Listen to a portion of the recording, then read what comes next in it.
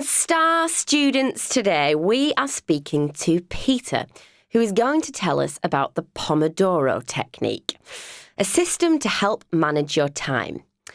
It was invented by an Italian man called Francesco Cirillo in the 1980s. Now, he called it the Pomodoro technique after a tomato-shaped timer that his mother used to use when she was cooking. Pomodoro is Italian for tomato. And this tomato has helped Peter become an A-grade student. So, Peter, welcome to the studio. Thanks. Tell us about the Pomodoro technique. What's it about? It's about getting maximum productivity from your available time. I use it for studying, but professionals use it at work. Is it difficult to follow? No, it's actually very simple. It's about breaking down your work into separate jobs, and then using a timer to separate your time into periods of intensive work and short breaks. OK, well, that sounds sensible. So how do you start? First of all, you should think about the task you need to complete. For example, writing an essay for homework. You need to think about all the stages of the task and write a clear to-do list on a piece of paper.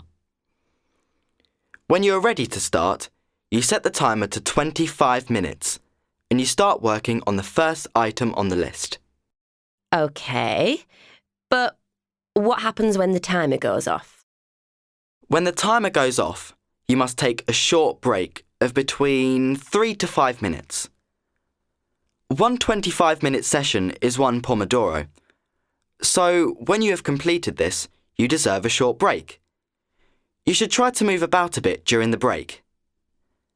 Then set the timer for another 25 minutes and keep working. At the end of the next Pomodoro, you have another short break. As you complete the items on the to-do list, you should tick them off to give you a feeling of satisfaction that you're getting the job done. OK, I get it. Can you use any timer? Most people have timers on their phones these days. Could you use that? You could, but the danger is that then you can check messages on your phone or you start looking at apps. I use my dad's kitchen timer and I make sure I switch off my phone when I'm studying. I get so much more done.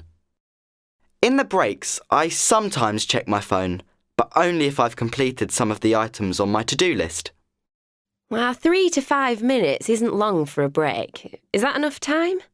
Well, when you've had 4 or 5 short breaks, you can take a longer break, and then you start again. And it works? Yes, it works for me. It stops me wasting time. My work is much more effective when I use the timer. It's like short, intense periods of work. I actually get my homework done a lot quicker now, which leaves me more free time. So, for me, it works really well. Well, I think I'll give it a try. Thanks so much for coming in, Peter. You're welcome. Thanks for inviting me.